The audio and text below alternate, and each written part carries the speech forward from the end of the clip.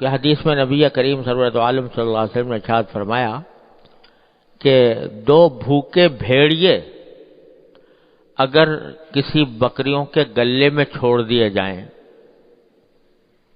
بکریوں کا گلہ ہے اور دو بھوکے بھیڑیوں کو اس میں آزاد چھوڑ دیا جائے، تو وہ جتنا فساد مچائیں گے اس بکریوں کے گلے میں، یعنی جتنی تباہی مچائیں گے، اس سے زیادہ انسان کے دین پر تباہی لانے والی دو چیزیں ہیں، ایک مال کی محبت اور ایک جاہ کی محبت، یعنی دوسروں پر اپنا تسلط جمانے اور دوسروں کے اندر مشہور ہونے اور دوسروں کو اپنا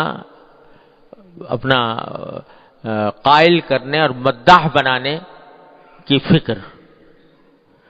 تو یہ جب انسان کے دل پر چھا جاتی ہے تو وہ اس کے دین میں اتنا فساد مچاتی ہے جیسے کہ بھوکا بھیڑیا بکریوں کے گلے میں گھس کر بکریوں کو کھائے گا اور فساد مچائے گا، اس سے زیادہ فساد یہ چیز مچانے والی۔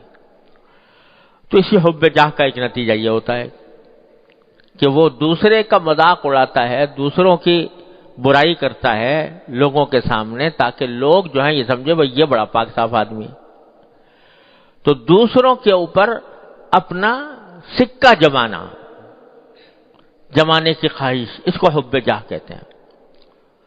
اور ہمارے حضرت والا حضرت عارفی قدس اللہ تعالی سرہ فرمایا کرتے تھے کہ یہ ایسی بے بنیاد چیز ہے حب جاہ کہ اس کا سارا تعلق، سارا بھروسہ دوسرے پر ہوتا ہے۔ دوسرا مجھے اچھا سمجھے، دوسرا میرے مرتبے کو پہچانے، دوسرا میری تعریف کرے، دوسرا میرا مداح بنے۔ اب دوسرے پر اختیار ہے نہیں، دوسرے کے اوپر کیا اختیار کہ وہ اچھا سمجھے گا یا برا سمجھے گا، وہ تعریف کرے گا یا برائی کرے گا، اس پر کیا اختیار؟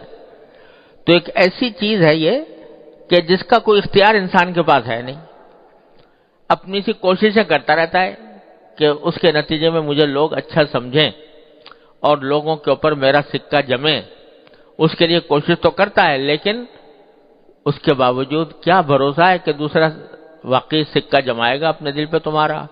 کیا واقعی وہ تمہیں اچھا کہے گا؟ کیا تمہیں واقعی وہ اچھا سمجھے گا؟ اور اگر فرض کرو کہ اس نے تمہاری تعریف کر بھی لی اور تمہیں اچھا سمجھ بھی لیا اور تمہارا مرتبہ پہچان بھی لیا، تو نتیجہ کیا؟ کیا نتیجہ نہیں ملا؟ وہ تمہیں جنت میں لے جائے گا، تمہیں گناہ سے بچا لے گا، تمہیں جہنم سے بچا لے گا، عذاب قبر سے نجات دے دے گا۔ کیا کرے گا؟ اگر اچھا سمجھ بھی لیا اور اس نے تمہاری تعریف کر بھی دی تو کیا ہوگا؟ نتیجہ کیا نکلے گا؟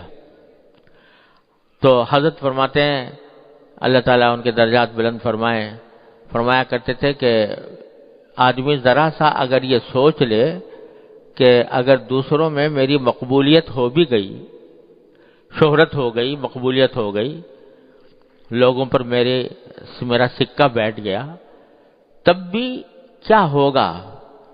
آخر میں جا کر کیا نتیجہ نکلے گا؟ تو حضرت ایک شعر پڑھا کرتے تھے، واقعی بڑا حکیمانہ شعر ہے، آدمی اگر اس کے اوپر غور کر لے تو کبھی بھی دوسروں کی تعریف کے پیچھے نہ پڑے۔ حضرت یہ شعر پڑھا کرتے تھے کہ سرد ہو جاتی ہے حب جاہ دنیا جس کے بعد، سرد ہو جاتی ہے حب جاہ دنیا جس کے بعد، ایک ذرا سی بات ہے اے دل کہ پھر کیا اس کے بعد، ایک ذرا سی بات ہے اے دل کہ پھر کیا اس کے بعد۔ یعنی اگر یہ سوچ لے آدمی کہ اگر سارے مخلوق جو ہے فرض کرو میری تعریف کر رہی ہے اور مجھے اچھا سمجھ رہی ہے، بڑا سمجھ رہی ہے، اس کے اوپر میرے قابلیت کا سکہ جمع ہوا ہے، میری سخاوت کا سکہ جمع ہوا ہے، تو ہوگا کیا اس کا نتیجہ؟ پھر کیا اس کے بعد؟ اللہ بچائے۔ تو آدمی یہ سوچے کہ کیا یہ لوگ جو تعریف کر رہے ہیں یہ مجھے عذاب قبر سے بچا لیں گے، جہنم سے بچا لیں گے؟ اگر فرض کرو یہ تو تعریف کرتے رہیں اور وہ بہت تمہاری اچھائی بیان کرتے رہیں اور اللہ بچائے قبر میں جا کے پٹائی ہو رہی ہو، تو کیا نتیجہ اس تعریف کا؟ اور حدیث میں آتا بھی ہے کہ بعض اوقات ایسا ہوتا ہے کہ کسی شخص کا انتقال ہوتا ہے، وہ اللہ تعالیٰ کے ہاں مبغوض ہوتا ہے، وہ بندہ، اس کا انتقال ہوتا ہے، تو اس کے جو پیچھے رہنے والے ہیں وہ اس کو رو رو کر کہتے ہیں کہ یہ بڑا سردار تھا، یہ بڑا خوبیوں کا پہاڑ تھا، وغیرہ وغیرہ، اس کی تعریفیں کر رہے ہوتے ہیں۔ اور قبر میں اس کو عذاب ہوتا ہے اپنے اعمال کی وجہ سے، اور جب عذاب ہو رہا ہوتا ہے تو جو لوگ کہہ رہے ہیں کہ یہ بڑا سردار تھا، تو فرشتے اس کا ایک اور لگاتے ہیں اور لگا کر کہتے ہیں کہ تو ہی تھا وہ سردار۔